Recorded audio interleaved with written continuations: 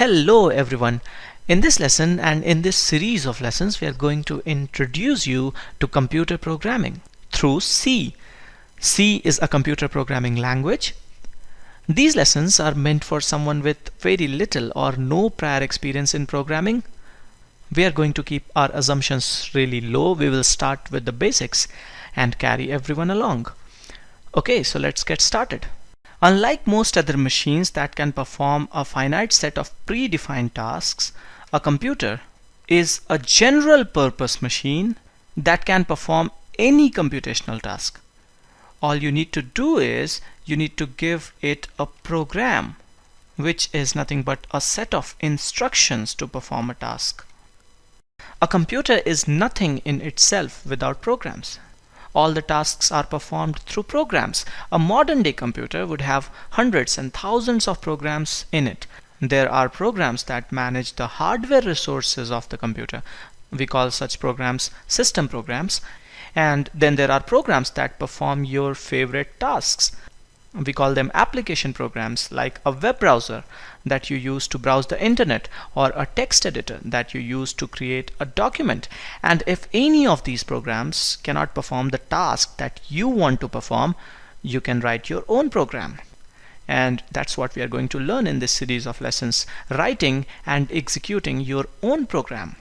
As we saw, a program is a set or sequence of instructions that you would give to the computer, and the computer would execute those instructions. Now, in what language can I give these instructions to the computer? Can I give these instructions in a natural language, like English? You must have heard that a computer understands binary. Binary is the language of computers. Binary is a number system that has only two digits, 0 and 1.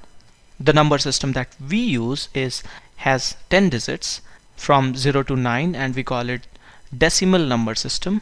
So why does computer understand binary? Or rather, why are computers designed to understand binary? And the reason is, binary is really easy to simulate in actual physical design of things, in real hardware. Computer is an electrical device, and it's really easy to create the logic of 0 and 1 in an electrical circuit. For example, if current is flowing through some wire, we can say that it's a 1, and if current is not flowing, we can say that it's a 0. If there is some potential difference across a capacitor, we can say that it's a 1, and if there is no potential difference, we can say that it's a 0. In general, 1 can correspond to something that exists, and 0 can correspond to something that does not exist. 1 can correspond to some condition being true, and 0 can correspond to that condition being false. At lowest level in a computer, any communication has to happen in binary, or any data has to be stored in binary. You can use a bunch of wires together to communicate or signal something, or you can use a bunch of capacitors together to store some data. In actual physical design, there may be other ways to communicate or store some information, but logically it has to be binary, a bunch of ones and zeros put together. If we use only one wire or one capacitor, we can signal or store only two possible values, 0 and 1. But let's say if we use two wires or capacitors together, we can signal or store 4 possible combinations or 4 possible values in binary: 0 0 0 1 1 0 and 1 1. A binary digit is also called a bit. If you have only one bit, you can have 2 possible values, and if you have 2 bits, you can have 4 possible values. Each bit can either be 0 or 1. 1 is also called set bit, and 0 is also called unset bit. If we have 3 bits, let's say each cell that I have drawn here in this figure is a bit position, then at each position we have 2 choices. We can either have a 0 or a 1, and corresponding to these choices we'll have 2 choices for the next position, and corresponding to a combination of these 2 positions we will have 2 choices for the next position. So if we have 3 bits, we can have 8 possible binary values. These are the 8 possible values with 3 bits. In decimal, this is 0, this is 1, this is 2, and so on. In general, if we have n bits, we can have 2 to the power n possible permutations and combinations of zeros and ones. We can have values from 0 till 2 to the power n minus 1. For n equal 3, we can have values from 0 to 7. For n equal 4, we can have values from 0 till 15, and we can go on. For more on binary number system and things like how to convert a number from binary to decimal and vice versa, you can check the description of this video for some lessons. Now coming back to how computer would understand and execute instructions. Core part of the computer that executes all the instructions is called the Central Processing Unit, or CPU. Sometimes we simply call it the processor. And it's not the big case or box of your desktop computer. It's often misunderstood like that. A modern day CPU is a very small integrated circuit that would look something like this. Intel is one of the companies that makes CPUs. So CPU is the guy who has to execute your instructions. Now each instruction to the CPU has to be a pattern of bits, a pattern of ones and zeros. But an instruction cannot be any random pattern of bits. It has to be in a certain format so that the CPU is able to decode and execute it. A set of specifications are laid out for a CPU, and your instructions must follow the specifications. For example, specification can be that any instruction to perform an arithmetical or logical operation must be in 20 bits. Let's say the cells in the figure that I have drawn here are bit positions in a binary number. Now specification can be, and this is just an example, that out of these 20 bits, first 4 bits or leftmost 4 bits must be a binary code for the operation that you want to perform. We typically write shortcut opcode for operation code, and operation codes will also be specified. Let's say operation code for add in 4 bits is 0001. Let's say operation code for subtraction is 0010, and there can be other operations like comparison. Let's say comparison is 0101. So if we want to have an instruction to add two numbers, these 4 bits must be 0001. And let's say rest of the specification is that the next 8 bits must be the first operand. The numbers upon which you perform operations are called operands. The next 8 bits can be the second operand. Let's say you want instruction to add numbers 4 and 5. Then 4 in binary is 100. Rest of these bits will be 0. And 5 in binary is 101. Rest of these bits will be zeros. Leading zeros will not mean anything.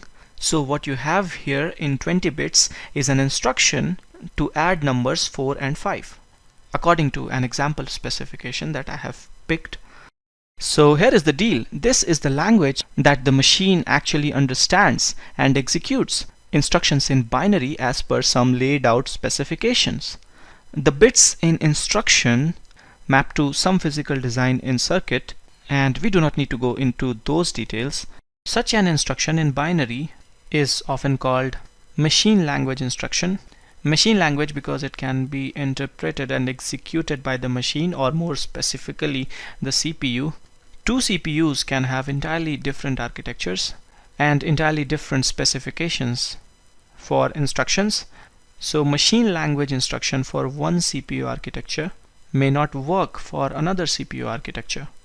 There was a time when programs were literally written in machine language. It was a very tedious and error-prone process. Think about it. You would constantly have to look at the specifications for binary codes for various operations and commands. The program will not be human readable. You will not be able to figure out the logic by just looking at a program.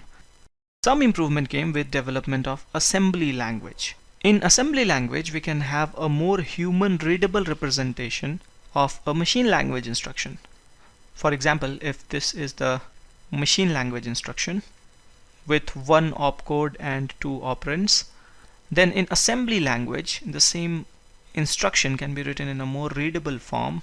We can write some keywords for opcode, Say, for example, if this is opcode for addition, we can write add, and then we can write the operands as well as constants in decimal.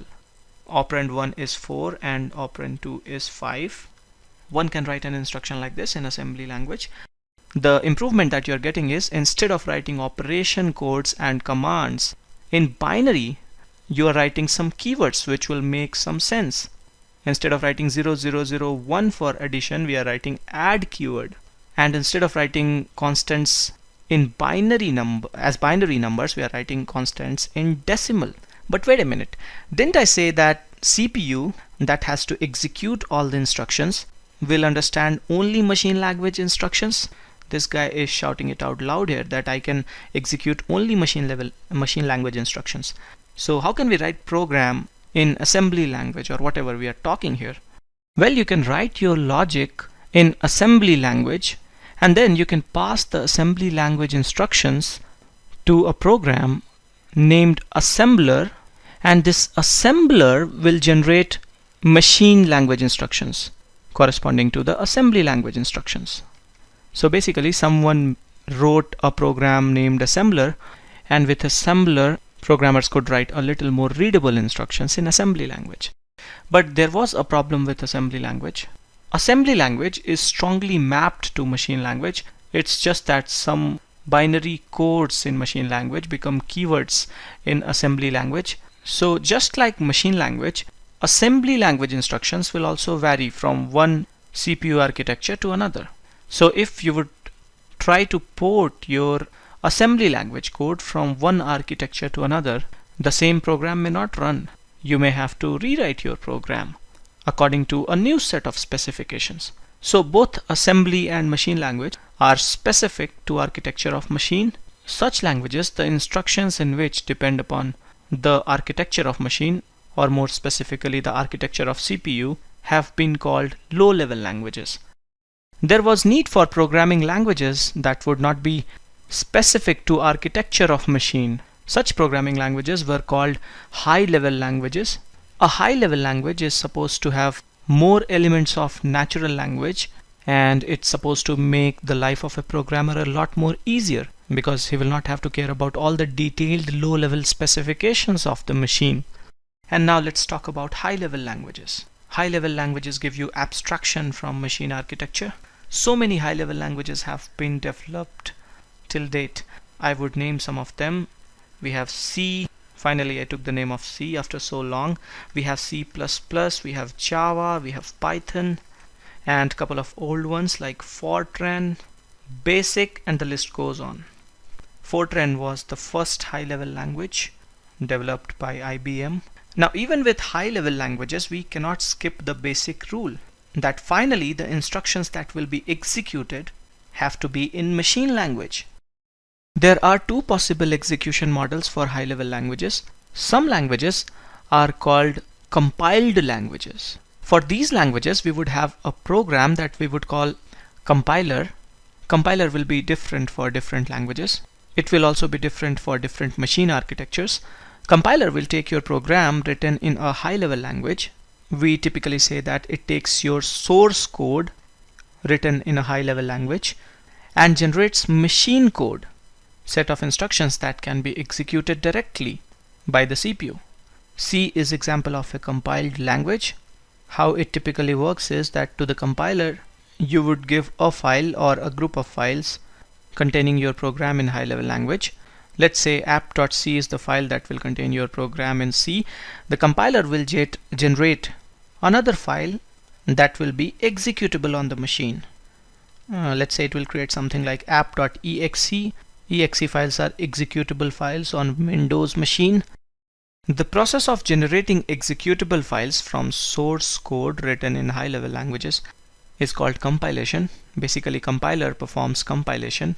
There is another execution model for high-level languages. Some languages are called interpreted languages. For interpreted languages, we need to use programs that we call interpreters. Unlike compilers, interpreters do not generate executable codes that can be executed separately. An interpreter takes source code in a high-level language, analyzes it, and runs it within itself.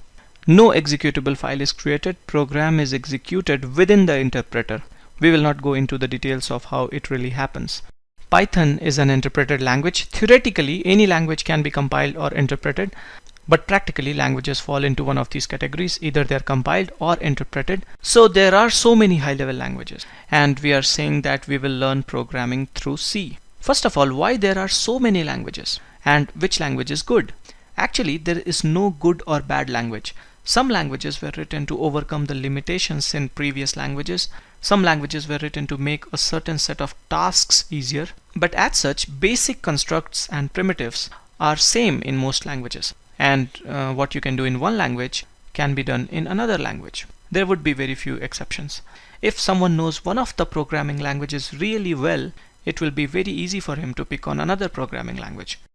And now let's talk about C. C was developed around year 1970 by a great computer scientist named Dennis Ritchie.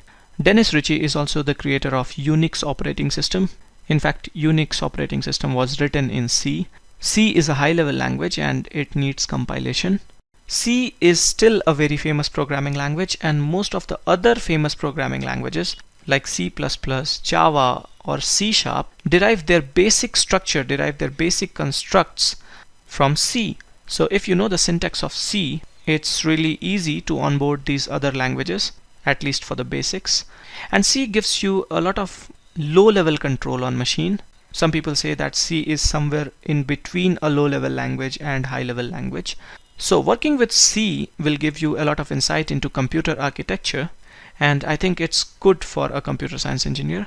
So we should be clear, in this series of lessons we are going to learn programming through C. To learn any language we should learn some vocabulary, some grammar. Basically we should have some set of rules, some syntax, some semantics.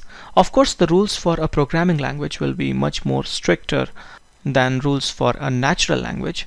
A programming language cannot be ambiguous like natural language. We will get started with all of these things in our next lesson. We will also write our first C program in next lesson. This is it for this lesson. Thanks for watching.